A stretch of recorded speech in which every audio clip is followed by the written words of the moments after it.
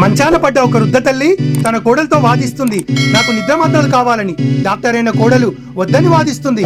అత్తమ్మ, నిద్ర మాత్రలు ఎక్కువ తీసుకోవడం మీ ఆరోగ్యానికి మంచిది కాదు, ఇలాగనే పండుకోవడానికి ప్రయత్నించండి అని. తల్లి మాత్రం నిద్ర మాత్రలు ఇవ్వకుంటే నిద్రపోనని మొండుపట్టు పట్టి కూర్చొని ఉంటుంది. ఇదంతా చూస్తున్న కొడుకు ఆమెకు నిద్ర మాత్రలు ఇస్తే గాని పడుకోదని తన జోబులో పెట్టుకున్న టాబ్లెట్ సీట్ నుండి ఒక మాత్ర తీసుకొని తన తల్లి చేతిలో పెడతాడు. తల్లి మాత్ర వేసుకొని ప్రశాంతంగా పడుకుంటుంది.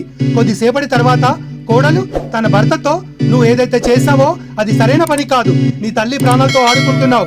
భర్త నవ్వుతూ ఆ మాత్రల షీటును భార్య చేతిలో పెడతాడు. అవి విటమిన్ టాబ్లెట్స్.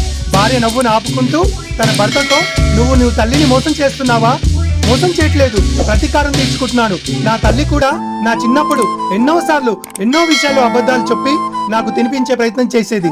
నాకు నచ్చని కూర అని తెలిసి బలవంతంగా తినిపించేది. ఎందుకంటే ఆమెకు తెలుసు అది నాకెంతో అవసరమని. ఇప్పుడు నా వంతు వచ్చింది. ఇప్పుడు ఆమె నా తల్లి కాదు, నా బంగారు కూతురు.